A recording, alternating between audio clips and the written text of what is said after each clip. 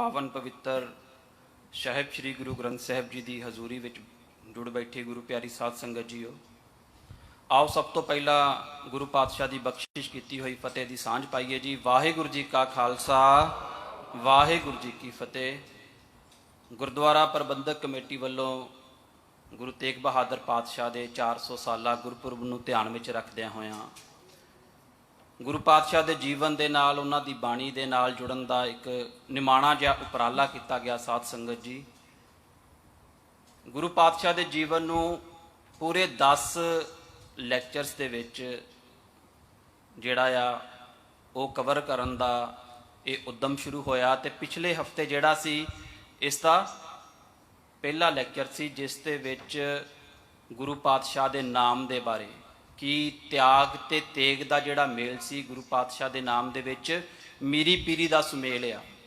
ते उस दे नाल ही एक बेनती की सी कि जिहड़े साडे नाम हुंदे ज़्यादातर नावां दे पिछे कोई ना कोई अध्यात्मक अर्थ जरूर छुपिया हुंदा, उस अर्थ नूं असीं पछाणन की कोशिश करनी है। ते इस दे नाल ही एक होर बेनती की सी कि असीं देखते हैं कि गुरु नानक ते गुरु तेग बहादुर पातशाह, गुरु नानक ते गुरु गोबिंद सिंह पातशाह एक ने, क्योंकि सिੱਖੀ ਦੇ ਵਿੱਚ जोत का कॉन्सैप्ट आ, जो तोहा जुगत साई सहकाया फेर पलटी है। इत्थे 10 गुरु साहिबान ते एक जोत आ। सानू 10 गुरु साहिबान एक रूप नज़र आने चाहिए ने, गुरु नानक पातशाह का रूप नज़र आने चाहिए ने, वख-वख नहीं नज़र आने चाहिए, क्योंकि ये गुरमत के सिद्धांत ने। तो इस दे नाल ही जिहड़ी अगली बेनती की सी कि गुरु पातशाह के गुरपुरब के उत्ते एक तो पंथ वालों मनाया जाएगा, गुरुद्वारा साहिबान वालों मनाए जाएंगे, वो मुबारक आ जिस तरीके नाल भी मनाउंदे ने। पर उन्होंने भी बेनती है कि असी शताब्दियां बहुत मना लियां, पर कुछ इस तरह के तरीके नाल मनाउणियां शुरू करिए कि आने वाले समय दे विच साडी कौम नूं उहदा ज़्यादा फायदा हो सके। ये 2-3 बेनतियां सन ते नाल ही निजी तौर के उत्ते असीं किस तरह मनाउणा है गुरु पातशाह का गुरपुरब। उन्हां दी बाणी नूं पढ़ना शुरू करिए, बाणी नूं विचारना शुरू करिए, गुरु पातशाह के जीवन के बारे जानीए। तो उस उद्यम के तहत, उस उपराले के तहत अज का जिहड़ा साडा ये विचार होएगा गुरु पातशाह के परिवार के बारे है कि गुरु पातशाह जिथे पूरी मानवता के गुरु ने उत्थे नाल दे नाल उन्हां दा परिवार भी हैगा, क्योंकि सिੱਖੀ का मार्ग गृहस्थ का मार्ग है। गुरु पातशाह एक पुत्र भी ने, गुरु पातशाह पिता भी ने, पति भी ने, गुरु पातशाह भरा भी ने, गुरु पातशाह मामे भी ने। उन्हां दी एक भैन सी बीबी विरोज जी, ते उन्हां दी अगों जिहड़ी संतान सी मामे भनेवें दा रिश्ता भी सी। गुरु गोबिंद सिंह पातशाह दियां जदों जंगां हुंदियां ते गुरु पातशाह दे जिहड़े भरा ने, भूआ दे पुੱਤ ने, वो भी उन्हां जंगां दे विच गुरु पातशाह दा साथ दिंदे ने।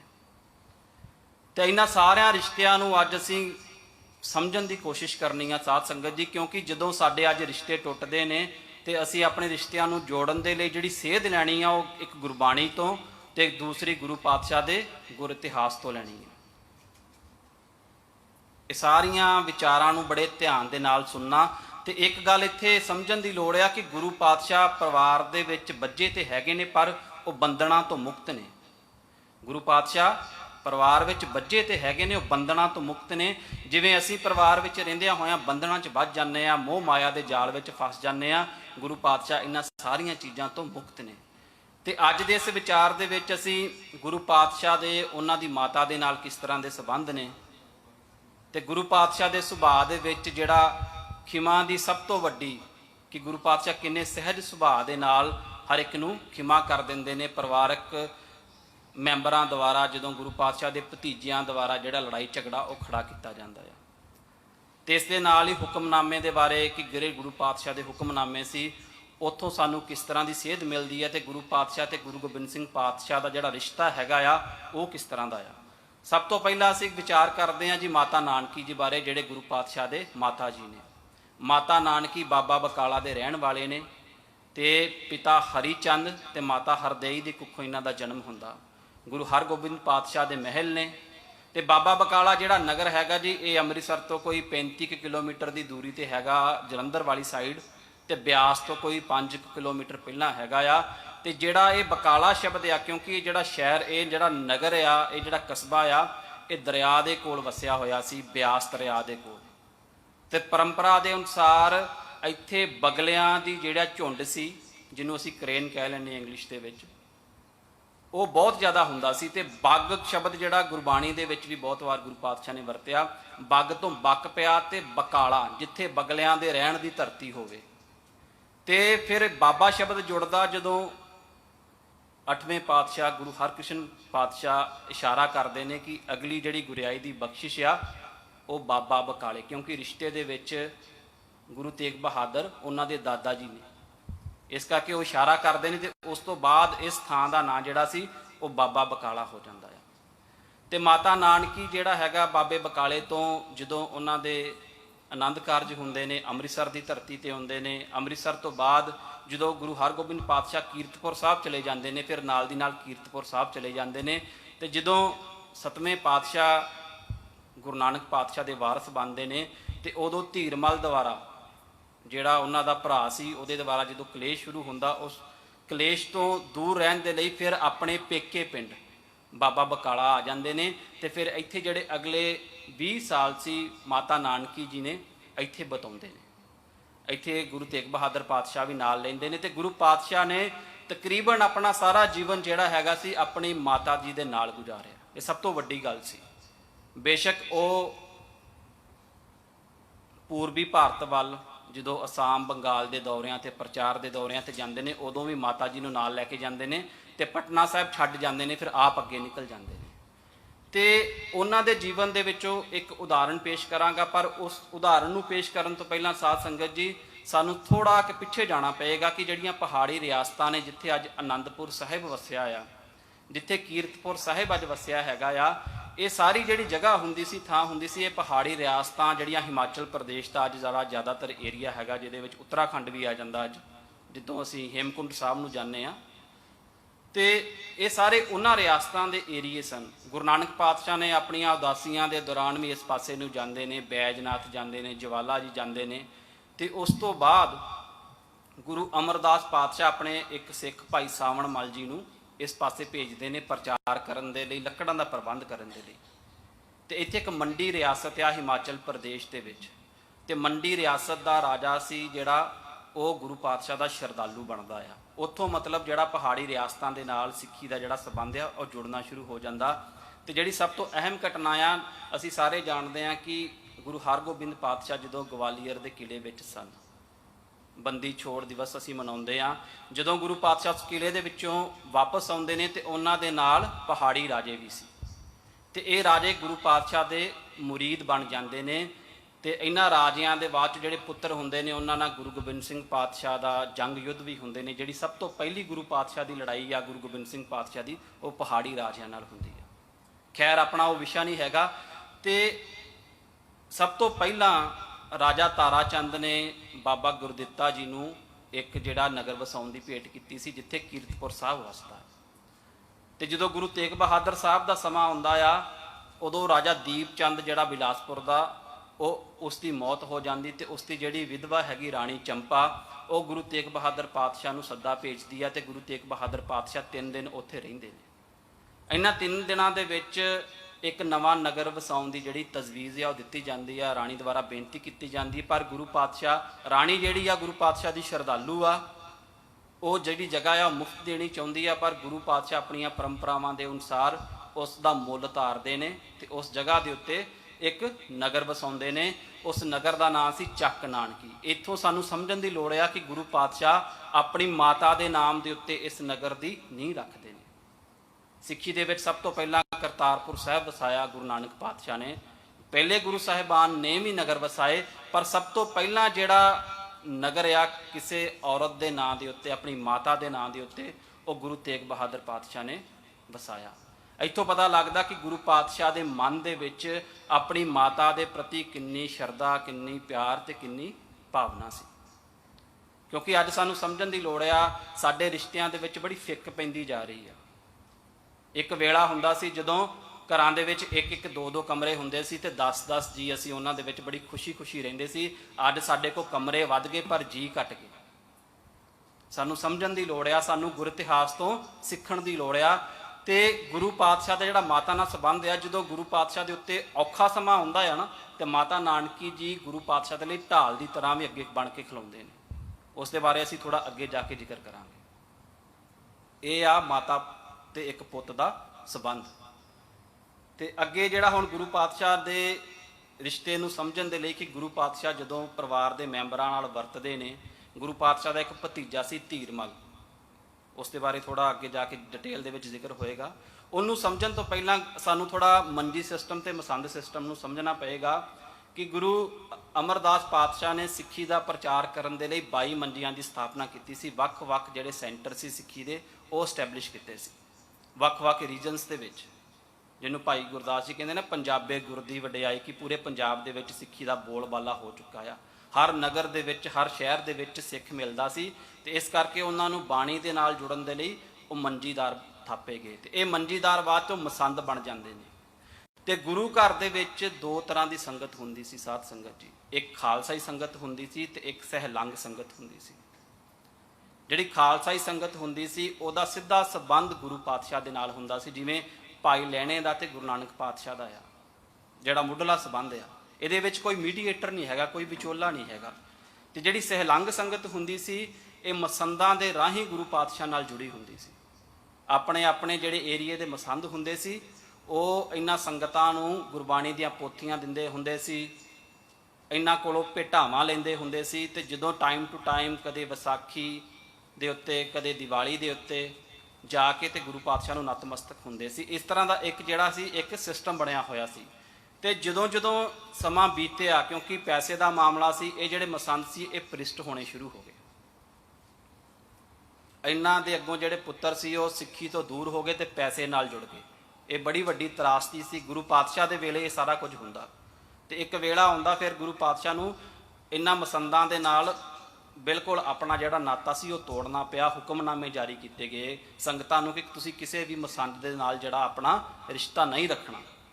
ਹੁਣ ਜਿਹੜਾ ਧੀਰਮਲ ਆ, ਗੁਰੂ ਹਰ ਰਾਏ ਪਾਤਸ਼ਾਹ ਦਾ ਭਰਾ ਆ ਜਿਹੜਾ, ਤੇ ਬਾਬਾ ਗੁਰਦਿੱਤਾ ਜੀ ਦਾ ਸਪੁੱਤਰ ਆ। ਜਦੋਂ ਗੁਰੂ ਹਰ ਰਾਏ ਪਾਤਸ਼ਾਹ ਨੂੰ ਗੁਰਿਆਈ ਦੀ ਬਖਸ਼ਿਸ਼ ਹੁੰਦੀ ਆ ਤੇ ਇਹ ਗੁਰੂ ਪਾਤਸ਼ਾਹ ਦੇ ਨਾਲ ਵੀ ਕਲੇਸ਼ ਖੜਾ ਕਰਦਾ। ਅਸੀਂ ਜਾਣਦੇ ਹਾਂ ਕਿ ਬਾਬੇ ਬਕਾਲੇ ਦੀ ਧਰਤੀ ਦੇ ਵਿੱਚ ਜਦੋਂ ਗੁਰੂ ਪਾਤਸ਼ਾਹ ਇਸ਼ਾਰਾ ਕਰਦੇ ਨੇ ਕਿ ਅਗਲਾ ਜਿਹੜਾ ਨਾਨਕ ਹੋਏਗਾ ਉਹ ਬਾਬਾ ਬਕਾਲੇ ਹੋਏਗਾ, ਤੇ ਉੱਥੇ ਜਦੋਂ ਸਿੱਖ ਆਉਣਾ ਸ਼ੁਰੂ ਕਰਦੇ ਨੇ ਤੇ 22 ਕਹਿੰਦੇ ਜਿਹੜੇ ਬੰਦੇ ਸੀ ਉਹ ਮੰਜੀਆਂ ਆਪਣੀਆਂ ਲਾ ਕੇ ਬੈਠ ਗਏ ਸੀ। ਤੇ ਉਹਨਾਂ ਨੇ ਇਹਨਾਂ ਮਸੰਦਾਂ ਦੇ ਨਾਲ ਗੱਠ ਜੋੜ ਕੀਤਾ, ਉਹਨਾਂ ਨੂੰ ਸਿਰੋਂ ਪਾਓ ਭੇਜੇ ਕਿ ਜਦੋਂ ਵੀ ਤੁਸੀਂ ਸੰਗਤ ਲੈ ਕੇ ਆਓਗੇ ਤੇ ਤੁਸੀਂ ਹਰ ਸੰਗਤ ਨੂੰ ਇਹ ਗੱਲ ਕਹਿਣੀ ਆ ਕਿ ਗੁਰੂ ਨਾਨਕ ਪਾਤਸ਼ਾਹ ਦਾ ਵਾਰਸ ਮੈਂ ਹੈਗਾ ਹਾਂ। ਕਹਿਣ ਤੋਂ ਭਾਵ ਕਰਪਸ਼ਨ ਜਿਹੜੀ ਆ ਇਸ ਲੈਵਲ ਤੇ ਵੱਧ ਚੁੱਕੀ ਸੀ। ਤੇ ਗੁਰੂ ਤੇਗ ਬਹਾਦਰ ਪਾਤਸ਼ਾਹ ਪ੍ਰਗਟ ਹੁੰਦੇ ਨੇ ਭਾਈ ਮੱਖਣ ਸ਼ਾਹ ਲੁਬਾਣਾ ਦੁਆਰਾ। ਉਸ ਸਾਖੀ ਦੇ ਵਿੱਚ ਅਸੀਂ ਨਹੀਂ ਜਾਣਾ। ਇਸ ਤੋਂ ਬਾਅਦ ਜੋ ਵਾਪਰਦਾ ਆ, ਧੀਰਮਲ ਕੀ ਕਰਦਾ ਆ, ਕਿਉਂਕਿ ਇਹ ਆਪਣੀ ਗੱਦੀ ਲਾ ਕੇ ਬੈਠਾ, ਮੈਂ ਗੁਰਿਆਈ ਨਹੀਂ ਬਖਸ਼ੀ, ਗੁਰਿਆਈ ਸ਼ਬਦ ਨਹੀਂ ਵਰਤਾਂਗਾ, ਕਿਉਂਕਿ ਗੱਦੀ ਲਾ ਕੇ ਜਿਹੜੀ ਬੈਠਾ ਸੀ ਉਹਨੂੰ ਖਤਰਾ ਪੈ ਜਾਂਦਾ। ਉਹਨੂੰ ਪਤਾ ਲੱਗ ਗਿਆ ਕਿ ਜਿਹੜੇ ਅਸਲੇ ਗੁਰੂ ਨੇ ਉਹ ਪ੍ਰਗਟ ਹੋ ਚੁੱਕੇ ਨੇ। ਇਸ ਦੇ ਮਨ ਦੇ ਵਿੱਚ ਗੁਰੂ ਪਾਤਸ਼ਾਹ ਦਾ ਭਤੀਜਾ ਆ, ਈਰਖਾ ਆਉਂਦੀ, ਜੈਲਸੀ ਆਉਂਦੀ ਆ। ਤੇ ਉਸ ਸਮੇਂ ਇੱਕ ਮਸੰਦ ਸੀ, ਮਸੰਦ ਸਿੰਘਾਂ, ਉਹ ਸਾਰੀ ਤਜਵੀਜ਼ ਬਣਾਉਂਦਾ ਕਿ ਤੁਸੀਂ ਮੈਨੂੰ ਮੌਕਾ ਦਿਓ, ਜਿਹੜੀ ਗੁਰੂ ਤੇਗ ਬਹਾਦਰ ਪਾਤਸ਼ਾਹ ਤੁਹਾਡੇ ਰਸਤੇ 'ਚ ਰੁਕਾਵਟ ਖੜੀ ਕਰ ਰਹੇ ਨੇ ਉਹਨੂੰ ਮੈਂ ਦੂਰ ਕਰਾਂਗਾ। ਇਹ ਪੂਰਾ ਗੁਰੂ ਪਾਤਸ਼ਾਹ ਨੂੰ ਮਾਰਨ ਦਾ, ਗੁਰੂ ਪਾਤਸ਼ਾਹ ਨੂੰ ਕਤਲ ਕਰਨ ਦਾ ਇੱਕ ਵਿਉਂਤ ਬਣਾਉਂਦੇ ਨੇ ਤੇ ਗੁਰੂ ਪਾਤਸ਼ਾਹ ਦੇ ਉੱਤੇ ਅਟੈਕ ਕਰਦੇ ਨੇ। ਤੁਸੀਂ ਤਸਵੀਰ ਵਿੱਚ ਵੀ ਦੇਖ ਸਕਦੇ ਹੋ ਕਿ ਗੁਰੂ ਪਾਤਸ਼ਾਹ ਦੇ ਮੋਢੇ ਦੇ ਨਾਲ ਗੋਲੀ ਲੱਗ ਕੇ ਲੰਘ ਜਾਂਦੀ ਹੈ। ਇੰਨਾ ਜਿਹੜਾ ਹੈਗਾ ਆ ਖਤਰਨਾਕ ਅਟੈਕ ਗੁਰੂ ਪਾਤਸ਼ਾਹ ਤੇ ਕੀਤਾ ਜਾਂਦਾ ਆ। ਤੇ ਇਸ ਸਮੇਂ ਮਾਤਾ ਨਾਨਕੀ ਜੀ, ਉਹਨਾਂ ਦੇ ਮਾਤਾ ਜੀ ਢਾਲ ਬਣ ਕੇ ਖੜਦੇ ਨੇ ਗੁਰੂ ਪਾਤਸ਼ਾਹ ਦੇ ਅੱਗੇ। ਹੁਣ ਇੱਥੇ ਸਾਧ ਸੰਗਤ ਜੀ ਇੱਕ ਧਿਆਨ ਦੇਣਾ ਕਿ ਗੁਰੂ ਪਾਤਸ਼ਾਹ ਤੇਗ ਦੇ ਧਣੀ ਨੇ, ਜਿਹੜਾ ਉਹਨਾਂ ਨੂੰ ਇਹ ਨਾਮ ਪ੍ਰਾਪਤ ਹੋਇਆ ਸੀ, ਇਹ ਕਰਤਾਰਪੁਰ ਸਾਹਿਬ ਦੀ ਜੰਗ ਦੇ ਵਿੱਚ ਜਦੋਂ ਗੁਰੂ ਪਾਤਸ਼ਾਹ ਨੇ ਆਪਣੇ ਕਰਤੱਵ ਵਿਖਾਏ ਸੀ ਆਪਣੀ ਕਿਰਪਾਨ ਦੇ, ਉਸ ਕਾਰਨਾਮੇ ਦੇ ਵਿੱਚ, ਉਸ ਕਰਾਮਾਤ ਦੇ ਵਿੱਚੋਂ ਇਹ ਗੁਰੂ ਪਾਤਸ਼ਾਹ ਨੂੰ ਨਾਮ ਭੇਟ ਕੀਤਾ ਜਾਂਦਾ। ਇਹ ਨਹੀਂ ਕਿ ਗੁਰੂ ਪਾਤਸ਼ਾਹ ਨੂੰ ਕੋਈ ਪਲਟਵਾ ਵਾਰ ਕਰਨਾ ਨਹੀਂ ਸੀ ਆਉਂਦਾ, ਪਰ ਗੁਰੂ ਪਾਤਸ਼ਾਹ ਨੇ ਕੀਤਾ ਨਹੀਂ, ਕਿਉਂਕਿ ਬਦਲੇ ਦੀ ਭਾਵਨਾ ਜਿਹੜੀ ਆ ਗੁਰਬਾਣੀ ਦੇ ਵਿੱਚ ਕਿਤੇ ਨਹੀਂ ਹੈਗੀ। ਅੱਜ ਮਾਫ ਕਰਨਾ, ਪੰਜਾਬ ਦੇ ਸੱਭਿਆਚਾਰ ਦੇ ਵਿੱਚ ਬਦਲਾ ਸ਼ਬਦ, ਅਣਖ ਸ਼ਬਦ, ਇਹਨਾਂ ਦੀ ਬੜੀ ਵਰਤੋਂ ਕੀਤੀ ਜਾਂਦੀ ਆ। ਤੇ ਇਹ ਸਾਡੀ ਟ੍ਰਾਈਬਲ ਸੋਚ ਜਿਹੜੀ ਆ, ਕਬੀਲਿਆਂ ਦੀ ਸੋਚ ਆ, ਉਹਦੇ ਪ੍ਰਤੀਕ ਨੇ, ਗੁਰਬਾਣੀ ਦੇ ਪ੍ਰਤੀਕ ਨਹੀਂ ਹੈਗੇ। ਕਿਉਂਕਿ ਗੁਰੂ ਨਾਨਕ ਪਾਤਸ਼ਾਹ ਦਾ ਜਿਹੜਾ ਘਰ ਹੈਗਾ ਆ ਉਹ ਖਿਮਾ ਦਾ ਘਰ ਆ। ਤੇ ਅਗਲੇ ਦਿਨ ਕੀ ਹੁੰਦਾ ਆ ਕਿ ਭਾਈ ਮੱਖਣ ਸ਼ਾਹ ਲੁਬਾਣਾ, ਜਦੋਂ ਸੰਗਤਾਂ ਨੂੰ ਪਤਾ ਚੱਲਦਾ ਆ ਕਿ ਗੁਰੂ ਪਾਤਸ਼ਾਹ ਦੇ ਉੱਤੇ ਇਸ ਤਰ੍ਹਾਂ ਕਾਤਲਾਨਾ ਹਮਲਾ ਹੋਇਆ, ਸਾਰੀ ਸੰਗਤ ਗੁੱਸੇ ਵਿੱਚ ਜਾ ਕੇ ਧੀਰਮਲ ਦੇ ਡੇਰੇ ਨੂੰ ਲੁੱਟ ਲੈਂਦੀ ਹੈ। ਉਹ ਲੁੱਟ ਕੇ ਜਿਹੜੀ ਪਹਿਲੀ ਕਰਤਾਰਪੁਰ ਸਾਹਿਬ ਦਾ ਸਰੂਪ ਸੀ ਉਹ ਵੀ ਲੈ ਆਉਂਦੀ ਆ, ਜਿਹੜਾ ਗੁਰੂ ਤੇਗ ਬਹਾਦਰ ਪਾਤਸ਼ਾਹ ਦਾ ਸਮਾਨ ਲੁੱਟਿਆ ਸੀ, ਤੇ ਨਾਲ ਹੀ ਨਾਲ ਧੀਰਮਲ ਦਾ ਡੇਰਾ ਵੀ ਉਜਾੜ ਦਿੰਦੀ ਆ। ਜਦੋਂ ਗੁਰੂ ਪਾਤਸ਼ਾਹ ਨੂੰ ਇਸ ਗੱਲ ਦਾ ਪਤਾ ਲੱਗਦਾ ਆ ਤੇ ਉਹ ਭਾਈ ਮੱਖਣ ਸ਼ਾਹ ਲੁਬਾਣਾ ਨਾਲ ਥੋੜ੍ਹੀ ਨਾਰਾਜ਼ਗੀ ਪੇਸ਼ ਕਰਦੇ ਨੇ ਕਿ ਇਹ ਗੁਰਬਾਣੀ ਦੇ ਗੁਰਮਤਿ ਦੇ ਸਿਧਾਂਤਾਂ ਦੇ ਉਲਟ ਆ, ਕਿਉਂਕਿ ਗੁਰੂ ਨਾਨਕ ਪਾਤਸ਼ਾਹ ਦਾ ਘਰ ਖਿਮਾ ਦਾ ਘਰ ਆ, ਇੱਥੇ ਖਿਮਾ ਦੇ ਦਰਿਆ ਵਗਦੇ ਨੇ। ਇਹ ਸਭ ਤੋਂ ਵੱਡੀ ਗੱਲ ਆ। ਧੀਰਮਲ ਮਾਫੀ ਵੀ ਨਹੀਂ ਮੰਗਦਾ ਤੇ ਗੁਰੂ ਪਾਤਸ਼ਾਹ ਉਸ ਨੂੰ ਬਿਨਾਂ ਮੰਗਿਆ ਮਾਫ ਕਰ ਦਿੰਦੇ ਨੇ। ਅਸੀਂ ਪੜ੍ਹਦੇ ਤੇ ਰੋਜ਼ ਹਾਂ, ਦੇਖ ਕੇ ਅੰਡਿੱਠ ਕੀਤਾ। ਇਹ ਗੁਰੂ ਪਾਤਸ਼ਾਹ ਦੇ ਜੀਵਨ ਦੇ ਵਿੱਚੋਂ ਇਹ ਸਾਨੂੰ ਉਦਾਹਰਨਾਂ ਮਿਲਦੀਆਂ ਨੇ, ਕਿਉਂਕਿ ਗੁਰਬਾਣੀ ਦਾ ਫਰਮਾਨ ਆ, ਕਬੀਰਾ ਜਹਾਂ ਗਿਆਨ ਤਹਾਂ ਧਰਮ ਹੈ, ਜਹਾਂ ਝੂਠ ਤਹਿ ਪਾਪ, ਜਹਾਂ ਲੋਭ ਤਹਿ ਕਾਲ ਹੈ, ਜਹਾਂ ਖਿਮਾ ਤਹਿ ਆਪ। ਕਿ ਜਿੱਥੇ ਖਿਮਾ ਆ, ਜਿੱਥੇ ਮਾਫੀ ਆ, ਉੱਥੇ ਵਾਹਿਗੁਰੂ ਆਪ ਵਸਦਾ ਆ। ਗੁਰੂ ਪਾਤਸ਼ਾਹ ਦਾ ਰਿਸ਼ਤੇ ਦੇ ਵਿੱਚ ਧੀਰਮਲ ਭਤੀਜਾ ਲੱਗਦਾ ਸੀ ਤੇ ਗੁਰੂ ਪਾਤਸ਼ਾਹ ਨੇ ਬਿਨ ਮੰਗਿਆ ਉਹਨੂੰ ਮਾਫ ਕਰ ਦਿੱਤਾ। ਇਹ ਗੁਰੂ ਤੇਗ ਬਹਾਦਰ ਪਾਤਸ਼ਾਹ ਨੇ, ਬਦਲੇ ਦੀ ਕੋਈ ਭਾਵਨਾ ਨਹੀਂ ਹੈਗੀ। ਤੇ ਗੁਰੂ ਪਾਤਸ਼ਾਹ ਨੇ ਹਮੇਸ਼ਾ ਜਿਹੜੇ ਪਰਿਵਾਰਕ ਕਲੇਸ਼ ਆ ਉਹਨਾਂ ਨੂੰ ਦੂਰ ਰੱਖਿਆ ਆਪਣੇ ਤੋਂ। ਜੇ ਕੀਰਤਪੁਰ ਸਾਹਿਬ ਦੇ ਵਿੱਚ ਧੀਰਮਲ ਨੇ ਕਲੇਸ਼ ਖੜਾ ਕੀਤਾ ਤੇ ਗੁਰੂ ਪਾਤਸ਼ਾਹ ਕੀਰਤਪੁਰ ਸਾਹਿਬ ਛੱਡ ਕੇ ਬਾਬਾ ਬਕਾਲੇ ਆ ਜਾਂਦੇ ਨੇ। ਤੇ ਜੇ ਬਾਬੇ ਬਕਾਲੇ ਕਲੇਸ਼ ਸ਼ੁਰੂ ਹੁੰਦਾ, ਬਾਬਾ ਬਕਾਲਾ ਛੱਡ ਕੇ ਗੁਰੂ ਪਾਤਸ਼ਾਹ ਵਾਪਸ ਇੱਥੇ ਮਾਖੋਵਾਲ, ਜਿੱਥੇ ਚੱਕ ਨਾਨਕੀ ਵਸਦਾ ਆ, ਜਿੱਥੇ ਅੱਜ ਆਨੰਦਪੁਰ ਸਾਹਿਬ ਆ, ਉੱਥੇ ਚਲੇ ਜਾਂਦੇ ਨੇ। ਕਹਿਣ ਤੋਂ ਭਾਵ ਜਦੋਂ ਉਦੇਸ਼ ਵੱਡੇ ਹੋਣ ਉਦੋਂ ਫਿਰ ਛੋਟੀਆਂ ਛੋਟੀਆਂ ਗੱਲਾਂ ਦੇ ਵਿੱਚ ਜਿਹੜਾ ਸਮਾਂ ਆ ਉਹ ਬਰਬਾਦ ਨਹੀਂ ਕੀਤਾ ਜਾਂਦਾ। ਇਹ ਗੁਰੂ ਪਾਤਸ਼ਾਹ ਤੋਂ ਮਿਲਦਾ। ਤੇ ਜਦੋਂ ਸਾਡੇ ਨਾਲ ਕੁਝ ਇਸ ਤਰ੍ਹਾਂ ਦਾ ਵਾਪਰਦਾ, ਸਾਧ ਸੰਗਤ ਜੀ, ਸਾਨੂੰ ਸੋਚਣ ਦੀ ਲੋੜ ਆ ਕਿ ਅਸੀਂ ਉਦੋਂ ਇਸ ਤਰ੍ਹਾਂ ਦੀਆਂ ਉਦਾਹਰਨਾਂ ਆਪਣੇ ਜ਼ਿਹਨ ਦੇ ਵਿੱਚ ਲੈ ਕੇ ਆਉਂਦੇ ਹਾਂ। ਅਸੀਂ ਸੋਚਦੇ ਹਾਂ ਕਿ ਗੁਰੂ ਨਾਨਕ ਪਾਤਸ਼ਾਹ ਦਾ ਘਰ ਜਿਹੜਾ ਹੈਗਾ ਉਹ ਖਿਮਾ ਦਾ ਘਰ ਆ, ਕਿ ਜਾਂ ਅਸੀਂ ਆਪਣੇ ਮਨ ਦੇ ਵਿੱਚ ਈਰਖਾ ਦਵੈਸ਼ ਲੈ ਕੇ ਜਿਉਣਾ ਸ਼ੁਰੂ ਕਰ ਦਿੰਦੇ ਹਾਂ। ਸਾਨੂੰ ਧਿਆਨ ਦੇਣ ਦੀ ਲੋੜ ਆ ਇਹਨਾਂ ਰਿਸ਼ਤਿਆਂ ਦੇ ਪ੍ਰਤੀ, ਤੇ ਗੁਰੂ ਪਾਤਸ਼ਾਹ ਦੀਆਂ ਸਾਖੀਆਂ ਤੋਂ ਉਦਾਹਰਨ ਲੈਣ ਦੀ ਸਾਨੂੰ ਬਹੁਤ ਵੱਡੀ ਲੋੜ ਆ ਅੱਜ ਦੇ ਸਮੇਂ ਵਿੱਚ। ਅੱਗੇ ਗੱਲ ਕੀਤੀ ਸੀ ਅਸੀਂ ਹੁਕਮਨਾਮਿਆਂ ਦੀ। ਅਸੀਂ ਅੱਜ ਹੁਕਮਨਾਮਾ, ਜਦੋਂ ਸਾਡੇ ਗੁਰੂ ਘਰਾਂ ਦੇ ਵਿੱਚ ਕੋਈ ਵੀ ਕਾਰਜ ਹੁੰਦਾ ਆ ਤੇ ਹਰ ਕਾਰਜ ਦਾ ਜਿਹੜਾ ਅੰਤ ਆ ਉਹ ਅਰਦਾਸ ਤੋਂ ਬਾਅਦ, ਹੁਕਮਨਾਮਾ ਲੈਣ ਤੋਂ ਬਾਅਦ ਹੁੰਦਾ ਹੈ। ਕਿ ਗੁਰੂ ਪਾਤਸ਼ਾਹ ਦਾ ਜਿਹੜਾ, ਜਿਸ ਨੂੰ ਅਸੀਂ ਆਵਾਜ਼ਾਂ ਲੈਣਾ ਵੀ ਕਹਿੰਦੇ ਹੁੰਦੇ ਸੀ ਆਪਣੇ ਪੁਰਾਣੇ ਸਮਿਆਂ ਦੇ ਵਿੱਚ, ਪਰ ਇੱਥੇ ਜਿਹੜਾ ਅੱਜ ਦਾ ਸੰਬੰਧ ਆ ਇਹ ਗੁਰੂ ਪਾਤਸ਼ਾਹ ਦੇ ਹੁਕਮਨਾਮੇ ਤੋਂ ਨਹੀਂ ਹੈਗਾ। ਇਹ ਉਹ ਹੁਕਮਨਾਮੇ ਨੇ ਜਿਹੜੇ ਗੁਰੂ ਪਾਤਸ਼ਾਹ ਸਮੇਂ ਤੋਂ ਸਮੇਂ ਆਪਣੀਆਂ ਸੰਗਤਾਂ ਨੂੰ ਲਿਖਦੇ ਹੁੰਦੇ ਸੀ। ਤੇ ਸਾਨੂੰ ਇਹ ਵੀ ਪਤਾ ਚੱਲਦਾ ਕਿ ਜਦੋਂ ਗੁਰੂ ਅਮਰਦਾਸ ਪਾਤਸ਼ਾਹ ਨੇ ਵਿਸਾਖੀ ਮਨਾਉਣ ਦੀ ਜਿਹੜੀ ਰੀਤ ਆ ਸ਼ੁਰੂ ਕੀਤੀ, ਉਸ ਸਮੇਂ ਆਪਣੇ ਸਿੱਖਾਂ ਨੂੰ ਇਹ ਗੱਲ ਕਹੀ ਸੀ ਕਿ ਤੁਸੀਂ ਹੁਕਮਨਾਮੇ, ਚਿੱਠੀਆਂ ਲਿਖ ਕੇ ਸੰਗਤਾਂ ਨੂੰ ਭੇਜੋ। ਹੁਣ ਜਿਹੜਾ ਗੁਰੂ ਦਾ ਪੱਤਰ ਆ, ਸਿੱਖ ਤੇ ਗੁਰੂ ਦੇ ਵਿੱਚ ਰਿਸ਼ਤਾ ਬੜੇ ਪਿਆਰ ਤੇ ਸ਼ਰਧਾ ਵਾਲਾ ਆ, ਇਹ ਸਮਝਣ ਦੀ ਲੋੜ ਆ। ਤੇ ਸਿੱਖ ਉਸ ਲਿਖਤ ਨੂੰ ਕੋਈ ਆਮ ਚਿੱਠੀ ਜਾਂ ਪੱਤਰ ਨਹੀਂ ਸਮਝਦਾ, ਉਸ ਨੂੰ ਗੁਰੂ ਦਾ ਹੁਕਮ ਸਮਝਦਾ ਆ। ਇਸ ਕਰਕੇ ਉਹਨਾਂ ਨੂੰ ਹੁਕਮਨਾਮੇ ਕਿਹਾ ਜਾਂਦਾ ਸਾਡੀ ਪਰੰਪਰਾ ਦੇ ਵਿੱਚ। ਗੁਰੂ ਪਾਤਸ਼ਾਹ, ਗੁਰੂ ਹਰਗੋਬਿੰਦ ਪਾਤਸ਼ਾਹ ਤੋਂ ਲੈ ਕੇ ਬਾਬਾ ਬੰਦਾ ਸਿੰਘ ਬਹਾਦਰ ਤੱਕ, ਮਾਤਾ ਸੁੰਦਰੀ ਜੀ ਦੇ, ਈਵਨ ਕਿ ਕਈ ਕਹਿੰਦੇ ਨੇ ਮਾਤਾ ਗੁਜਰੀ ਜੀ ਦੇ ਵੀ ਜਿਹੜੇ ਹੁਕਮਨਾਮੇ ਨੇ ਉਹ ਸਾਨੂੰ ਇਤਿਹਾਸ ਦੇ ਵਿੱਚ ਮਿਲਦੇ ਨੇ। ਤੇ ਇਹਨਾਂ ਹੁਕਮਨਾਮਿਆਂ ਦੇ ਵਿੱਚੋਂ ਸਾਨੂੰ ਪਤਾ ਚੱਲਦਾ ਕਿ ਉਸ ਸਮੇਂ ਇਹਨਾਂ ਦਾ ਜਿਹੜਾ ਸੰਬੰਧ ਸੀ ਉਹ ਧਾਰਮਿਕ ਸੀ। ਧਾਰਮਿਕ ਤੌਰ ਦੇ ਉੱਤੇ ਪਤਾ ਲੱਗਦਾ ਹੁੰਦਾ ਸੀ। ਤੇ ਇਹਨਾਂ ਦੀ ਇੱਕ ਬੜੀ ਮਰਿਆਦਾ ਵੱਡੀ ਸੀ। ਜਦੋਂ ਜਿਹੜਾ ਲੈ ਕੇ ਜਾਂਦਾ ਸੀ ਹੁਕਮਨਾਮਾ, ਉਸ ਨੂੰ ਮੇਵੜਾ ਬੋਲਦੇ ਹੁੰਦੇ ਸੀ। ਜਿਵੇਂ ਅੱਜ ਅਸੀਂ ਪੋਸਟਮੈਨ ਕਹਿ ਲੈਂਦੇ ਹਾਂ ਨਾ, ਜਿਹੜਾ ਚਿੱਠੀਆਂ ਲੈ ਕੇ ਆਉਂਦਾ, ਉਸ ਸਮੇਂ ਦੇ ਉੱਤੇ ਮੇਵੜਾ ਕਿਹਾ ਜਾਂਦਾ ਸੀ ਉਸ ਨੂੰ। ਤੇ ਜਦੋਂ ਮੇਵੜਾ ਵੱਖ-ਵੱਖ ਸੰਗਤਾਂ ਦੇ ਕੋਲ ਪੁੱਜਦਾ ਹੁੰਦਾ ਸੀ ਤੇ ਉਸ ਇਲਾਕੇ ਦੀ ਸੰਗਤ, ਆਪਣੇ ਇਲਾਕੇ ਦੀ ਜਿਹੜੀ ਸੰਗਤ ਦਾ ਮੁਖੀ ਹੁੰਦਾ ਸੀ, ਉਹਨੂੰ ਨਾਲ ਲੈ ਕੇ ਪਿੰਡ ਦੇ ਬਾਹਰ-ਬਾਹਰ ਉਹਦੇ ਸਵਾਗਤ ਵਿੱਚ ਖੜੇ ਹੁੰਦੇ ਸੀ ਕਿ ਗੁਰੂ ਪਾਤਸ਼ਾਹ ਦਾ ਹੁਕਮਨਾਮਾ ਆ ਰਿਹਾ ਹੈ। ਤੇ ਬੜਾ ਉਹਨੂੰ ਸਿਜਦਾ ਕਰਕੇ, ਸਿਰ ਝੁਕਾ ਕੇ ਉਸ ਹੁਕਮਨਾਮੇ ਨੂੰ ਪ੍ਰਾਪਤ ਕੀਤਾ ਜਾਂਦਾ ਸੀ ਤੇ ਸਿਰ ਦੇ ਉੱਤੇ ਰੱਖ ਕੇ ਉਹਨੂੰ ਵਾਪਸ ਪਿੰਡ ਲੈ ਕੇ ਆਇਆ ਜਾਂਦਾ ਸੀ ਤੇ ਫਿਰ ਉਸ ਨੂੰ ਪੜ੍ਹ ਕੇ ਸੰਗਤਾਂ ਨੂੰ ਸੁਣਾਇਆ ਜਾਂਦਾ ਸੀ।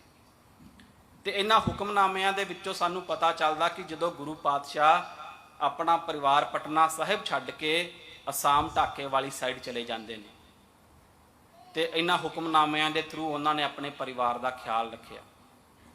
ਜਿਹੜਾ ਹੁਕਮਨਾਮਾ ਤੁਹਾਡੇ ਨਾਲ ਸਾਂਝਾ ਕਰ ਰਿਹਾ ਸਾਧ ਸੰਗਤ ਜੀ, ਇਹ ਡਾਕਟਰ ਗੰਡਾ ਸਿੰਘ ਨੇ, ਉਹਨਾਂ ਦੀ ਕਿਤਾਬ ਦੇ ਵਿੱਚੋਂ, ਜਿਹੜਾ ਓਰੀਜਨਲ ਹੈਗਾ ਕਾਰਬਨ ਕਾਪੀ ਤੁਹਾਨੂੰ ਬਿਲਕੁਲ ਕਲੀਅਰ ਨਜ਼ਰ ਨਹੀਂ ਆਊਗੀ, ਤੇ ਉਸ ਦੇ ਵਿੱਚੋਂ ਜਿਹੜਾ ਥੋੜਾ ਕੁ ਭਾਗ ਹੈਗਾ ਤੁਹਾਡੇ ਨਾਲ ਸ਼ੇਅਰ ਕਰ ਰਿਹਾ ਕਿ ਜਿਹਦੇ ਵਿੱਚੋਂ ਪਤਾ ਲੱਗਦਾ ਕਿ ਕਬੀਲਾ ਮੈਂ ਆਪਣਾ ਪਟਨੇ ਸਾਹਿਬ ਵਿੱਚ ਛੱਡਿਆ ਹੋਇਆ ਆ। ਇਹ ਸੰਗਤ ਦੀ ਸੇਵਾ ਕਰਨ ਦਾ ਵੇਲਾ ਆ। ਇਹ ਪੁਰਾਤਨ ਪੰਜਾਬੀ ਹੈ, ਗੁਰੂ ਕਾਲ ਦੀ ਪੰਜਾਬੀ ਆ। ਗੁਰੂ ਪਾਤਸ਼ਾਹ ਦਾ ਜਿਹੜਾ ਲਿਖਣ ਕਲਾ ਆ, ਅਸੀਂ ਇਸ ਨੂੰ ਪੜ੍ਹ ਕੇ ਸਮਝ ਸਕਦੇ ਹਾਂ ਕਿ ਕਬੀਲਾ, ਆਪਣਾ ਪਰਿਵਾਰ ਮੈਂ ਪਟਨੇ 'ਚ ਛੱਡਿਆ ਤੇ ਇਹ ਸੰਗਤ ਦੀ ਸੇਵਾ ਦਾ ਸਮਾਂ ਹੈਗਾ। ਕਹਿਣ ਤੋਂ ਭਾਵ ਕਿ ਤੁਸੀਂ ਮੇਰੇ ਪਰਿਵਾਰ ਦਾ ਜਿਹੜਾ ਆ ਉਹ ਖਿਆਲ ਰੱਖਣਾ। ਗੁਰੂ ਪਾਤਸ਼ਾਹ ਬੇਸ਼ੱਕ ਧਰਮ ਪ੍ਰਚਾਰ ਦੇ ਉੱਤੇ ਨੇ, ਗੁਰੂ ਨਾਨਕ ਪਾਤਸ਼ਾਹ ਦਾ ਜਿਹੜਾ ਪੈਗਾਮ ਆ ਉਹਨੂੰ ਸਾਧ ਸੰਗਤ ਵਿੱਚ ਵਰਤਾ ਰਹੇ ਨੇ, ਪਰ ਉਹਨਾਂ ਨੂੰ ਆਪਣੇ ਪਰਿਵਾਰ ਦਾ ਵੀ ਪੂਰਾ ਖਿਆਲ ਹੈਗਾ ਆ।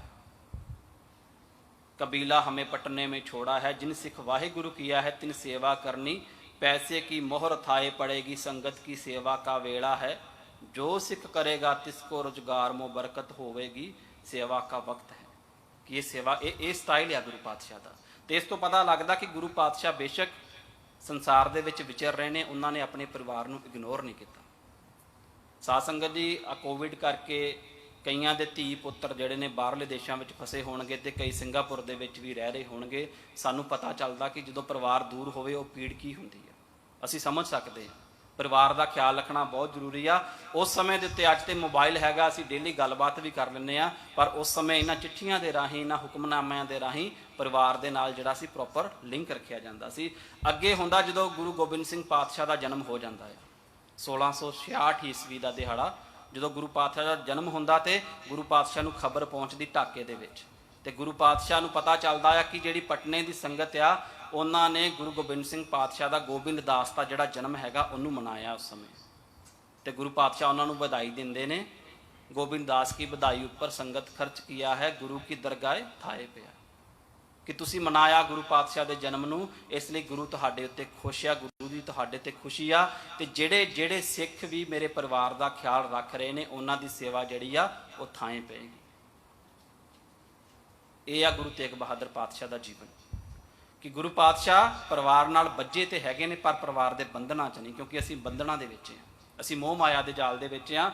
ਤੇ ਅੱਗੇ ਜਿਹੜੀ ਗੱਲ ਆ, ਫਿਰ ਗੁਰੂ ਪਾਤਸ਼ਾਹ ਐਪਰੀਸ਼ੀਏਟ ਕਰਦੇ ਨੇ ਕਿ ਸੰਗਤ ਸੇਵਾ ਕਰ ਰਹੀ ਆ। ਸੇਮ ਜਿਹੜਾ ਕਨਸੈਪਟ ਹੈ, ਬਾਰ-ਬਾਰ ਹੁਕਮਨਾਮੇ ਸੰਗਤ ਨੂੰ ਸਿਰੋਂ ਪਾਓ ਭੇਜੇ ਜਾਂਦੇ ਆ, ਉਹਨਾਂ ਦੀ ਸੇਵਾ ਨੂੰ ਕਬੂਲ ਕੀਤਾ ਜਾਂਦਾ ਆ, ਗੁਰੂ ਪਾਤਸ਼ਾਹ ਦੁਆਰਾ ਐਪਰੀਸ਼ੀਏਟ ਕੀਤਾ ਜਾਂਦਾ ਹੈ। ਤੇ ਸਾਧ ਸੰਗਤ ਜੀ, ਇੱਥੇ ਸਭ ਤੋਂ ਵੱਡੀ ਜਿਹੜੀ ਗੱਲ ਹੈਗੀ ਆ, ਗੁਰੂ ਤੇਗ ਬਹਾਦਰ ਪਾਤਸ਼ਾਹ ਦੇ ਘਰ ਗੁਰੂ ਗੋਬਿੰਦ ਸਿੰਘ ਪਾਤਸ਼ਾਹ ਦਾ ਜਨਮ ਵਿਆਹ ਤੋਂ ਤਕਰੀਬਨ 30 ਸਾਲ ਬਾਅਦ ਹੁੰਦਾ, ਤਕਰੀਬਨ 30 ਸਾਲ ਬਾਅਦ। ਤੇ ਜਦੋਂ ਹੁੰਦਾ ਆ ਉਦੋਂ ਵੀ ਗੁਰੂ ਪਾਤਸ਼ਾਹ ਮੁੱਖ ਨਹੀਂ ਦੇਖ ਪਾਉਂਦੇ, ਉਸ ਸਮੇਂ ਇੰਨੀ ਦੂਰ ਬੈਠੇ ਨੇ। ਤੇ ਇਸ ਘਟਨਾ ਨੂੰ ਜਰਾ ਮਹਿਸੂਸ ਕਰਕੇ ਦੇਖੀਏ ਕਿ ਕਿਸ ਤਰ੍ਹਾਂ ਇੱਕ ਐਜ਼ ਏ ਫਾਦਰ ਜੇ ਅਸੀਂ ਸੋਚੀਏ ਤੇ ਕਿੰਨਾ ਸਾਡਾ ਦਿਲ ਕਰਦਾ ਹੈ ਜਦੋਂ ਘਰ ਦੇ ਵਿੱਚ ਔਲਾਦ ਪੈਦਾ ਹੋਏ 30 ਸਾਲ ਬਾਅਦ। ਤੇ ਜਦੋਂ ਪਹਿਲੀ ਵਾਰ ਫਿਰ ਮਿਲਣੀ ਹੁੰਦੀ, ਮਿਲਦੇ ਵੀ ਕੋਈ 3-4 ਸਾਲ ਬਾਅਦ ਆ, ਇੱਕਦਮ ਮਿਲਾਪ ਵੀ ਨਹੀਂ ਹੁੰਦਾ। ਗੁਰੂ ਪਾਤਸ਼ਾਹ ਆਪਣਾ ਹੁਕਮ ਦੇ ਭੇਜ ਦਿੰਦੇ ਨੇ ਪਟਨਾ ਸਾਹਿਬ ਵਿਖੇ ਕਿ ਤੁਸੀਂ ਪਰਿਵਾਰ ਜਿਹੜਾ, ਕਿਉਂਕਿ ਉਸ ਸਮੇਂ ਜਿਹੜਾ ਥੋੜਾ ਰਾਜਨੀਤਿਕ ਕਾਰਨਾਂ ਕਰਕੇ ਔਰੰਗਜ਼ੇਬ ਦੀ ਜਿਹੜੀਆਂ ਕੁਝ ਧਾਰਮਿਕ ਨੀਤੀਆਂ ਸੀ ਉਹ ਬਦਲ ਰਹੀਆਂ ਸਨ, ਕਿ ਤੁਸੀਂ ਪਰਿਵਾਰ ਜਿਹੜਾ ਵਾਪਸ ਪੰਜਾਬ ਦੀ ਧਰਤੀ ਤੇ ਲੈ ਜਾਓ। ਤੇ ਪਹਿਲੀ ਮੁਲਾਕਾਤ ਹੁੰਦੀ ਆ ਗੁਰੂ ਪਾਤਸ਼ਾਹ ਦੀ ਕੋਈ ਜਦੋਂ ਗੁਰੂ ਗੋਬਿੰਦ ਰਾਏ ਗੋਬਿੰਦ ਦਾਸ 3-4 ਸਾਲ ਦੇ ਹੋ ਜਾਂਦੇ ਆ। ਤੇ ਇੱਥੇ ਸਾਨੂੰ ਸਮਝਣ ਦੀ ਲੋੜ ਆ ਕਿ ਜਿਹੜਾ ਗੁਰੂ ਪਾਤਸ਼ਾਹ ਹੈਗੇ ਆ ਉਹ ਆਪਣੇ ਪੁੱਤਰਾਂ ਨੂੰ ਕਿਸ ਤਰ੍ਹਾਂ ਦੇਖਦੇ ਨੇ। ਸਾਨੂੰ ਸਾਰੀ ਉਹ ਘਟਨਾ ਦਾ ਪਤਾ ਹੈਗਾ ਕਿ ਜਦੋਂ ਗੁਰੂ ਪਾਤਸ਼ਾਹ ਦੀ ਸ਼ਹਾਦਤ ਹੁੰਦੀ ਆ, ਉਦੋਂ ਗੁਰੂ ਗੋਬਿੰਦ ਰਾਏ ਕਹਿੰਦੇ ਨੇ ਕਿ ਤੁਹਾਡੇ ਤੋਂ ਵੱਡਾ ਮਹਾਂਪੁਰਖ ਕੌਣ ਹੋ ਸਕਦਾ ਆ। ਕਿ ਅੱਜ ਅਸੀਂ ਆਪਣਾ ਕੋਈ 8-9 ਸਾਲ ਦਾ ਪੁੱਤਰ ਹੋਏ, ਜੇ ਕਿ ਸਾਨੂੰ ਸੁਝਾਅ ਦੇ, ਅਸੀਂ ਉਸ ਦੇ ਸੁਝਾਅ ਨੂੰ ਸਿਰ ਮੱਥੇ ਕਬੂਲ ਕਰਾਂਗੇ? ਸਾਨੂੰ ਸਮਝਣ ਦੀ ਲੋੜ ਆ। ਅਸੀਂ ਬੱਚਿਆਂ ਨੂੰ ਹਮੇਸ਼ਾ ਇਗਨੋਰ ਕਰ ਦਿੰਦੇ ਹਾਂ ਕਿ ਇਹ ਬੱਚਾ, ਇਹਨੂੰ ਹਜੇ ਸੂਝ ਨਹੀਂ ਹੈਗੀ। ਤੇ ਉਸ ਕਰਕੇ ਗੁਰੂ ਪਾਤਸ਼ਾਹ ਨੇ ਜਿਹੜੀ ਗੁਰਿਆਈ ਦੀ ਬਖਸ਼ਿਸ਼ ਸੀ ਉਹ ਗੁਰੂ ਗੋਬਿੰਦ ਸਿੰਘ ਪਾਤਸ਼ਾਹ ਨੂੰ ਕੀਤੀ। ਤੇ ਜਿਹੜਾ ਦੂਸਰਾ ਸਭ ਤੋਂ ਵੱਡਾ ਤੱਥ ਹੈਗਾ, ਗੁਰੂ ਤੇਗ ਬਹਾਦਰ ਪਾਤਸ਼ਾਹ ਨੇ ਸਭ ਤੋਂ ਘੱਟ ਸਮਾਂ ਆਪਣੇ ਪੁੱਤਰ ਦੇ ਨਾਲ ਬਿਤਾਇਆ। ਜੇ ਅਸੀਂ ਗੁਰੂ ਨਾਨਕ ਪਾਤਸ਼ਾਹ ਤੋਂ ਲੈ ਕੇ 9 ਗੁਰੂ ਸਾਹਿਬਾਨ ਤੱਕ ਦਾ ਸਾਰਾ ਇਤਿਹਾਸ ਦੇਖਦੇ ਆਈਏ ਨਾ, ਤੇ ਸਭ ਤੋਂ ਘੱਟ ਸਮਾਂ ਜਿਹੜਾ ਆ ਗੁਰੂ ਤੇਗ ਬਹਾਦਰ ਪਾਤਸ਼ਾਹ ਨੇ ਆਪਣੇ ਪੁੱਤਰ ਦੇ ਨਾਲ ਬਿਤਾਇਆ। ਹੁਣ ਜਿਹੜੀ ਅਗਲੀ ਗੱਲ ਹੈਗੀ ਸਾਧ ਸੰਗਤ ਜੀ, ਗੁਰੂ ਪਾਤਸ਼ਾਹ ਦੀ ਸ਼ਹਾਦਤ ਹੁੰਦੀ ਆ। ਅਸੀਂ ਜਾਣਦੇ ਹਾਂ ਸਾਰੀ ਸ਼ਹਾਦਤ ਦੇ ਬਾਰੇ, ਅਸੀਂ ਡਿਟੇਲ ਦੇ ਵਿੱਚ ਨਹੀਂ ਜਾਣਾ ਅੱਜ। ਗੁਰੂ ਪਾਤਸ਼ਾਹ ਦੇ ਕਹਿਣ ਦੇ ਉੱਤੇ ਕਿ ਤੁਹਾਡੇ ਤੋਂ ਵੱਡਾ ਮਹਾਂਪੁਰਖ ਕੌਣ ਹੋਏਗਾ, ਗੁਰੂ ਪਾਤਸ਼ਾਹ ਦਿੱਲੀ ਚਾਂਦਨੀ ਚੌਂਕ ਦੇ ਵਿੱਚ ਸ਼ਹੀਦ ਹੋ ਜਾਂਦੇ ਨੇ। ਭਾਈ ਜੈਤਾ ਜੀ, ਗੁਰੂ ਪਾਤਸ਼ਾਹ ਦਾ ਸੀਸ ਤੇ ਧੜ ਅਲੱਗ ਹੋ ਚੁੱਕਾ ਹੈ। ਭਾਈ ਜੈਤਾ ਜੀ ਉਸ ਸੀਸ ਨੂੰ ਚੁੱਕ ਕੇ ਅਨੰਦਪੁਰ ਸਾਹਿਬ ਵੱਲ ਨੂੰ ਰਵਾਨਾ ਹੁੰਦੇ ਨੇ। ਕੋਈ 2-3 ਦਿਨ ਦੇ ਸਫ਼ਰ ਤੋਂ ਬਾਅਦ ਅਨੰਦਪੁਰ ਸਾਹਿਬ ਦੀ ਧਰਤੀ ਤੇ ਆਉਂਦੇ ਨੇ। ਤੇ ਇਸ ਘਟਨਾ ਨੂੰ ਸਮਝਣ ਦੀ ਲੋੜ ਨਹੀਂ ਆ, ਇਸ ਘਟਨਾ ਨੂੰ ਮਹਿਸੂਸ ਕਰਨ ਦੀ ਲੋੜ ਆ ਕਿ ਅੱਜ ਤੱਕ ਸੰਸਾਰ ਦੇ ਵਿੱਚ 9 ਸਾਲ ਦੀ ਉਮਰ ਹੋਏ ਕਦੀ ਕਿਸੇ ਪੁੱਤਰ ਨੇ ਇਸ ਤਰ੍ਹਾਂ ਦੀ ਭੇਟ ਸਵੀਕਾਰ ਨਹੀਂ ਕੀਤੀ ਹੋਣੀ ਜਿਹੜੀ ਗੁਰੂ ਗੋਬਿੰਦ ਸਿੰਘ ਪਾਤਸ਼ਾਹ ਨੇ ਕੀਤੀ ਸੀ। ਜਿਹੜਾ ਅੱਖਾਂ ਬੰਦ ਕਰਕੇ ਮਹਿਸੂਸ ਕਰਿਓ ਕਿ ਇੱਕ 9 ਸਾਲ ਦਾ ਪੁੱਤਰ ਆਪਣੇ ਪਿਤਾ ਦੇ ਸੀਸ ਨੂੰ ਆਪਣੀ ਗਲਵੱਕੜੀ ਦੇ ਵਿੱਚ ਲੈ ਕੇ ਉਹ ਪਲ ਕਿਸ ਤਰ੍ਹਾਂ ਦੇ ਹੋਣਗੇ। 9 ਸਾਲ ਦੀ ਉਮਰ ਹੋਈ। ਇਹਨਾਂ ਪਲਾਂ ਨੂੰ ਮਹਿਸੂਸ ਕਰਨ ਦੀ ਲੋੜ ਆ, ਕਿਉਂਕਿ ਬੁੱਧੀ ਦੇ ਨਾਲ ਇਹ ਸਾਨੂੰ ਸਮਝ 'ਚ ਨਹੀਂ ਆਉਂਦੀਆਂ। ਤੇ ਗੁਰੂ ਪਾਤਸ਼ਾਹ ਦਾ ਸੀਸ ਦਾ ਵਾਟ ਸੰਸਕਾਰ ਕੀਤਾ ਜਾਂਦਾ ਆ, ਜਿੱਥੇ ਗੁਰਦੁਆਰਾ ਅਨੰਦਪੁਰ ਸਾਹਿਬ ਦੇ ਵਿੱਚ ਵੀ ਇੱਕ ਸੀਸਗੰਜ ਗੁਰਦੁਆਰਾ ਸਾਹਿਬ ਹੈਗਾ। ਤੇ ਇੱਥੇ ਨਾਲ ਹੀ ਸਾਨੂੰ ਸਮਝਣ ਦੀ ਲੋੜ ਆ ਕਿ ਉਸ ਸਮੇਂ ਗੁਰੂ ਪਾਤਸ਼ਾਹ ਦੇ ਮਾਤਾ ਜੀ ਵੀ ਜਿਉਂਦੇ ਨੇ ਹਜੇ, ਮਾਤਾ ਨਾਨਕੀ ਜੀ। ਮਾਤਾ ਨਾਨਕੀ ਜੀ ਦਾ ਅਕਾਲ ਚਲਾਣਾ 3 ਸਾਲ ਬਾਅਦ ਹੁੰਦਾ ਹੈ। ਇੱਕ ਮਾਤਾ ਨੇ ਆਪਣੇ ਪੁੱਤਰ ਦੇ ਸੀਸ ਨੂੰ ਅੱਗੇ ਜਾ ਕੇ ਆਪਣੇ ਪੋਤਰੇ ਦੀ ਝੋਲੀ ਦੇ ਵਿੱਚ ਪਿਆ ਦੇਖਿਆ। ਉਸ ਮਾਤਾ ਦੇ ਸੀਨੇ ਦੇ ਵਿੱਚ ਕੀ ਬੀਤੀ ਹੋਏਗੀ। ਮਾਤਾ ਗੁਜਰੀ ਜੀ ਵੀ ਉੱਥੇ ਹੈਗੇ। ਤੇ ਮਾਫ ਕਰਨਾ, ਅਸੀਂ ਜਦੋਂ ਗੱਲ ਕਰ ਰਹੇ ਸੀ ਨਾ ਕਿ 30 ਸਾਲ ਬਾਅਦ ਔਲਾਦ ਹੁੰਦੀ ਆ, ਤੇ ਅੱਜ ਪਰਿਵਾਰ ਦੇ ਵਿੱਚ ਜੇ ਵੰਸ਼ ਅੱਗੇ ਨਾ ਚੱਲੇ ਤੇ ਕਈ ਤਰ੍ਹਾਂ ਦੇ ਕਲੇਸ਼ ਖੜੇ ਹੋ ਜਾਂਦੇ ਨੇ। ਤੇ ਸਾਨੂੰ ਇੱਕ ਵੀ ਕਿਤੇ ਉਦਾਹਰਣ ਨਹੀਂ ਮਿਲਦੀ, ਨਾ ਕਿਤੇ ਨੌ ਸੱਸ ਦੀ ਉਹਨਾਂ ਦੀ ਲੜਾਈ ਹੋਈ, ਤੇ ਨਾ ਕਦੀ ਗੁਰੂ ਤੇਗ ਬਹਾਦਰ ਪਾਤਸ਼ਾਹ ਦੇ ਜੀਵਨ ਦੇ ਵਿੱਚ ਜਾਂ ਮਾਤਾ ਗੁਜਰੀ ਦੇ ਜੀਵਨ ਦੇ ਵਿੱਚ ਕੋਈ ਬਖਾਂਦ ਖੜਾ ਹੋਇਆ ਹੋਵੇ। ਇਹਨਾਂ ਚੀਜ਼ਾਂ ਨੂੰ ਸਮਝਣ ਦੀ ਲੋੜ ਆ, ਕਿਉਂਕਿ ਅੱਜ ਸਾਡੇ ਰਿਸ਼ਤਿਆਂ ਦੇ ਵਿੱਚ, ਜਿਵੇਂ ਅੱਗੇ ਵੀ ਜ਼ਿਕਰ ਕੀਤਾ ਸੀ, ਸਾਡੇ ਘਰਾਂ ਦੇ ਵਿੱਚ ਕਮਰੇ ਤੇ ਬਹੁਤ ਵੱਧ ਗਏ ਸਾਧ ਸੰਗਤ ਜੀ, ਪਰ ਜੀਆਂ ਦਾ ਪਿਆਰ ਜਿਹੜਾ ਸੀ ਉਹ ਘਟ ਗਿਆ। ਆ ਕੋਵਿਡ ਕਰਕੇ ਜਿਹੜੇ ਦੂਰ ਬੈਠੇ ਨੇ ਹਨਾ, ਅਸੀਂ ਆਨਲਾਈਨ ਕਲਾਸਿਸ ਸ਼ੁਰੂ ਕਰ ਲਈਆਂ। ਅਸੀਂ ਆ ਜਿਹੜਾ ਮੋਬਾਈਲ ਸਾਡੇ ਕੋਲ ਆ ਗਿਆ, ਅਸੀਂ ਕੋਲ ਬੈਠੇ ਹੁੰਨੇ ਕਿਸੇ ਵੇਲੇ, ਪਰ ਅਸੀਂ ਕੋਲ ਬੈਠਿਆਂ ਵੀ ਕੋਲ ਨਹੀਂ ਹੁੰਦੇ। ਅਸੀਂ ਇੰਨੇ ਆਈਸੋਲੇਟ ਹੁੰਦੇ ਜਾ ਰਹੇ, ਆਈਲੈਂਡ ਦੀ ਤਰ੍ਹਾਂ ਬਣਦੇ ਜਾ ਰਹੇ ਹਾਂ। ਗੁਰੂ ਪਾਤਸ਼ਾਹ ਪਰਿਵਾਰ ਵਿੱਚ ਰਹਿੰਦੇ ਹੋਏ ਵੀ ਕਮਲ ਦੀ ਫੁੱਲ ਦੀ ਤਰ੍ਹਾਂ ਨੇ, ਪਰ ਉਸ ਦੇ ਬਾਵਜੂਦ ਵੀ ਉਹਨਾਂ ਨੇ ਆਪਣੇ ਪਰਿਵਾਰ ਨੂੰ ਇਗਨੋਰ ਨਹੀਂ ਕੀਤਾ। ਜਦੋਂ ਅੱਜ ਕੋਈ ਗੱਲ ਚੱਲਦੀ ਹੈ ਨਾ ਸਿੱਖੀ ਦੇ ਵਿੱਚ, ਤੇ ਆਮ ਕਰਕੇ ਇੱਕ ਉਦਾਹਰਨ ਦੇ ਦਿੱਤੀ ਜਾਂਦੀ ਆ, ਗੁਰੂ ਨਾਨਕ ਪਾਤਸ਼ਾਹ ਦੇ ਪੁੱਤਰਾਂ ਨੇ ਕਿਹੜਾ ਕਹਿਣਾ ਮੰਨਿਆ ਸੀ, ਜਾਂ ਗੁਰੂ ਨਾਨਕ ਪਾਤਸ਼ਾਹ ਵੀ ਆਪ ਪਰਿਵਾਰ ਨੂੰ ਛੱਡ ਕੇ ਉਦਾਸੀਆਂ 'ਤੇ ਚਲੇ ਗਏ। ਇਹ ਗੱਲ ਆਮ ਬਹੁਤ ਸੁਣਨ ਵਿੱਚ ਮਿਲਦੀ ਆ, ਪਰ ਗੁਰੂ ਨਾਨਕ ਪਾਤਸ਼ਾਹ ਜਦੋਂ ਉਦਾਸੀਆਂ 'ਤੇ ਜਾਂਦੇ ਨੇ, ਉਹ ਵਾਹਿਗੁਰੂ ਦਾ ਹੁਕਮ ਸੀ ਉਹਨਾਂ ਨੂੰ, ਉਹਨਾਂ ਦੀ ਕੋਈ ਆਪਣੀ ਮਰਜ਼ੀ ਨਹੀਂ ਸੀ ਹੈਗੀ। ਹੋਂ ਢਾਡੀ ਵੇਕਾਰ ਕਾਰੇ ਲਾਇਆ।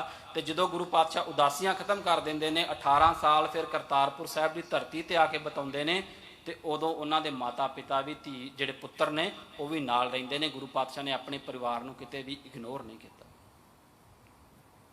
ਇੱਥੇ ਸਾਨੂੰ ਸਮਝਣ ਦੀ ਲੋੜ ਆ ਸਾਧ ਸੰਗਤ ਜੀ, ਕਿਉਂਕਿ ਪਿਤਾ ਨਾਲ ਰਿਸ਼ਤਾ ਤਾਂ ਨਹੀਂ ਸ਼ੇਅਰ ਕੀਤਾ। ਜਿਹੜਾ ਗੁਰੂ ਹਰਗੋਬਿੰਦ ਪਾਤਸ਼ਾਹ ਆ, ਉਹ ਜੋਤੀ ਜੋਤ 1644 'ਚ ਸਮਾ ਜਾਂਦੇ ਨੇ, ਜਦੋਂ ਗੁਰੂ ਪਾਤਸ਼ਾਹ ਦੀ ਉਮਰ ਕੋਈ 23 ਕੁ ਸਾਲ ਦੀ ਸੀ। ਤੇ ਜ਼ਿਆਦਾ ਜਿਹੜਾ ਸਮਾਂ ਆ ਗੁਰੂ ਪਾਤਸ਼ਾਹ ਨੇ ਆਪਣੀ ਮਾਤਾ ਨਾਨਕੀ ਜੀ ਦੇ ਨਾਲ ਬਿਤਾਇਆ। ਹੁਣ ਜਿਹੜੀ ਅੱਜ ਸਭ ਤੋਂ ਵੱਡੀ ਬੇਨਤੀ ਹੈ ਸਾਧ ਸੰਗਤ ਜੀ, ਕਿ ਭਾਈ ਗੁਰਦਾਸ ਜੀ ਨੇ ਇਸ ਦੁਖਾਂਤ ਨੂੰ ਪੇਸ਼ ਕੀਤਾ ਆਪਣੇ ਸਮੇਂ ਦੇ ਵਿੱਚ।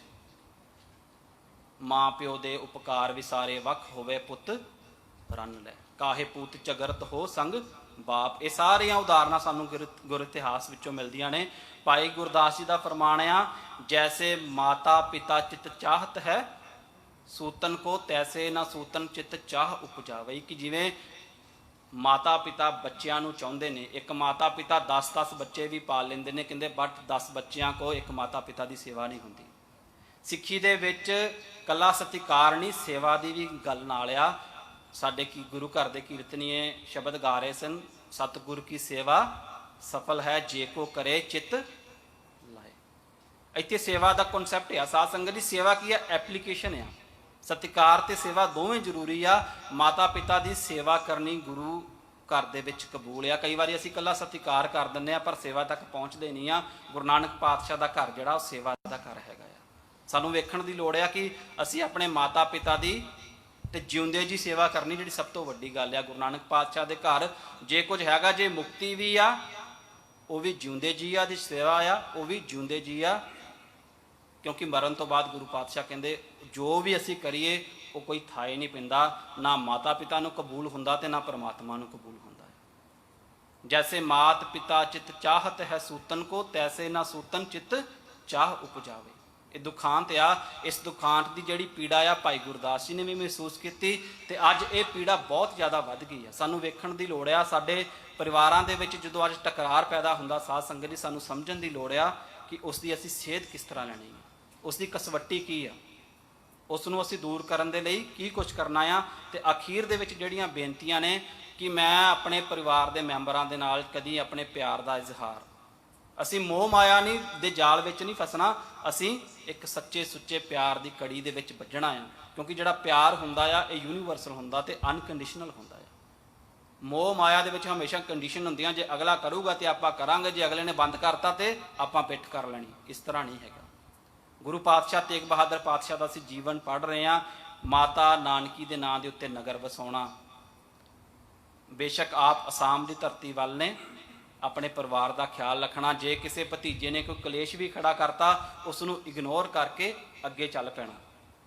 ਤੇ ਕੀ ਅਸੀਂ ਜਦੋਂ ਸਾਡੇ ਮਨ ਦੇ ਵਿੱਚ, ਸਾਡੇ ਪਰਿਵਾਰਾਂ ਦੇ ਵਿੱਚ ਇਸ ਤਰ੍ਹਾਂ ਦਾ ਕੋਈ ਸਮਾਂ ਰੱਬ ਕਰੇ ਨਾ ਆਏ, ਤੇ ਆ ਜਾਂਦਾ ਹੈ ਕਿਉਂਕਿ ਅਸੀਂ ਕਲਯੁਗੀ ਜੀਵ ਹਾਂ। ਉਦੋਂ ਸਾਡੇ ਮਨ ਦੇ ਵਿੱਚ ਕੀ ਚੱਲਦਾ ਆ? ਉਦੋਂ ਸਾਡੇ ਮਨ ਦੇ ਵਿੱਚ ਬਦਲੇ ਦੀ ਭਾਵਨਾ ਹੁੰਦੀ ਆ। ਉਦੋਂ ਸਾਡੇ ਮਨ ਦੇ ਵਿੱਚ ਉਸ ਦੇ ਕਿਸੇ ਵੀ ਜੀ ਦੇ ਪ੍ਰਤੀ ਪਿਆਰ ਦੀ ਭਾਵਨਾ ਹੁੰਦੀ, ਨਫ਼ਰਤ ਦੀ ਭਾਵਨਾ ਹੁੰਦੀ। ਅਸੀਂ ਖੁਦ ਜਾਣਦੇ ਹਾਂ। ਜੇ ਅਸੀਂ ਇਹਨਾਂ ਨੂੰ ਦੂਰ ਕਰਨਾ ਤੇ ਸਾਡੇ ਲਈ ਸੇਧ ਕੀ ਆ? ਸਾਡੇ ਲਈ ਸੇਧ ਗੁਰਬਾਣੀ, ਤੇ ਸਾਡੇ ਲਈ ਸੇਧ ਸਾਡਾ ਗੁਰ ਇਤਿਹਾਸ। ਤੇ ਆਖਿਰ ਦੇ ਉੱਤੇ ਜਿਹੜੀ ਬੇਨਤੀ ਆ ਸਾਧ ਸੰਗਤ ਜੀ, ਗੁਰੂ ਪਾਤਸ਼ਾਹ ਦਾ ਫਰਮਾਨ ਆ, ਸਤਿਗੁਰ ਕੀ ਬਾਣੀ ਸਤ ਸਰੂਪ ਹੈ, ਗੁਰਬਾਣੀ ਬਣੀ ਹੈ। ਗੁਰਬਾਣੀ ਪੜ੍ਹਨੀ ਨਹੀਂ ਇਕੱਲੀ ਗੁਰਸਿੱਖ ਨੇ। ਜਿੰਨਾ ਚਿਰ ਤੱਕ ਅਸੀਂ ਗੁਰਬਾਣੀ ਬਣਾਂਗੇ ਨਹੀਂ, ਗੁਰਬਾਣੀ ਬਣਨ ਤੋਂ ਭਾਵ ਕਿ ਗੁਰਬਾਣੀ ਸਾਡੇ ਜੀਵਨ ਦੇ ਵਿੱਚ ਅਪਲਾਈ ਨਹੀਂ ਹੁੰਦੀ, ਜਿੰਨਾ ਚਿਰ ਤੱਕ ਅਸੀਂ ਆਪਣੇ ਜੀਵਨ ਦੇ ਵਿੱਚ ਗੁਰਬਾਣੀ ਜਿਉਂਦੇ ਨਹੀਂ, ਉਹਨਾਂ ਚਿਰ ਤੱਕ ਸਾਡੇ ਅੰਦਰ ਗੁਰੂ ਪਾਤਸ਼ਾਹ ਦੀ ਜਿਹੜੀ ਇੱਕ ਗੁਰਮਤਿ ਜਾਚ ਆ, ਉਹ ਸਾਡੇ ਜੀਵਨ ਦੇ ਵਿੱਚ ਨਹੀਂ ਆ ਸਕਦੀ। ਤੇ ਜਿਸ ਦਿਨ ਇਹ ਸਾਡੇ ਅੰਦਰ ਆ ਗਈ, ਤੇ ਫਿਰ ਵੱਡੀਆਂ ਵੱਡੀਆਂ ਜਿਹੜੀਆਂ ਗੱਲਾਂ ਨੇ ਸਾਨੂੰ ਅੱਜ ਜਾਪਦੀਆਂ, ਉਹ ਬਿਲਕੁਲ ਛੋਟੀਆਂ ਹੋ ਜਾਣਗੀਆਂ। ਤੇ ਜਿੰਨਾ ਚਿਰ ਤੱਕ ਬਾਣੀ ਨਾਲ ਨਹੀਂ ਜੁੜੇ, ਛੋਟੀ ਜਿਹੀ ਗੱਲ ਵੀ ਜਿਹੜੀ ਹੈਗੀ ਆ, ਉਹ ਵੱਡੀ ਬਣ ਜਾਂਦੀ ਹੈ। ਤੇ ਗੁਰੂ ਪਾਤਸ਼ਾਹ ਦੇ ਜੀਵਨ ਦੇ ਵਿੱਚੋਂ, ਉਹਨਾਂ ਦੇ ਪਰਿਵਾਰ ਦੇ ਵਿੱਚੋਂ ਸਾਨੂੰ ਜੋ ਮਿਲਦਾ ਆ, ਗੁਰੂ ਪਾਤਸ਼ਾਹ ਖਿਮਾ ਦੇ ਘਰ ਨੇ। ਗੁਰੂ ਪਾਤਸ਼ਾਹ ਪਰਿਵਾਰ ਦੇ ਜੀਆਂ ਦੇ ਨਾਲ ਇੱਕ ਸੱਚੇ ਸੁੱਚੇ ਜਿਹੜੀ ਪਿਆਰ ਦੀ ਹੈਗੀ ਆ ਗੰਢ, ਉਹਨੂੰ ਪਾ ਕੇ ਰੱਖਦੇ ਨੇ, ਕਿਉਂਕਿ ਗੁਰਬਾਣੀ ਦਾ ਫਰਮਾਨ ਆ, ਗੰਢ ਪ੍ਰੀਤੀ ਮਿੱਠੇ ਬੋਲ।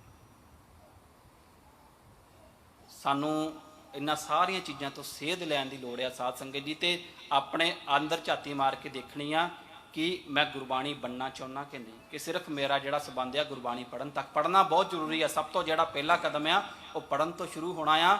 ਤੇ ਗੁਰੂ ਪਾਤਸ਼ਾਹ ਦੇ ਇਸ ਫਰਮਾਨ ਨੂੰ, ਗੁਰਬਾਣੀ ਬਣਨਾ ਆ, ਅਸੀਂ ਗੁਰਬਾਣੀ ਜਿਉਣੀ ਆ ਆਪਣੇ ਜੀਵਨ ਦੇ ਵਿੱਚ। ਇੰਨੀਆਂ ਕੁ ਬੇਨਤੀਆਂ ਪ੍ਰਵਾਨ ਕਰਨੀਆਂ। ਬੋਲਦਿਆਂ ਬੇਅੰਤ ਪ੍ਰਕਾਰ ਦੀਆਂ ਭੁੱਲਾਂ ਚੁੱਕਾ ਹੋ ਗਈਆਂ। ਗੁਰੂ ਪਾਤਸ਼ਾਹ ਸਾਧ ਸੰਗਤ ਬਖਸ਼ਣ ਯੋਗ ਆ ਜੀ, ਬਖਸ਼ ਲੈਣਾ। ਭੁੱਲ ਚੁੱਕ ਦੀ ਖਿਮਾ। ਵਾਹਿਗੁਰੂ ਜੀ ਕਾ ਖਾਲਸਾ, ਵਾਹਿਗੁਰੂ ਜੀ ਕੀ ਫਤਿਹ।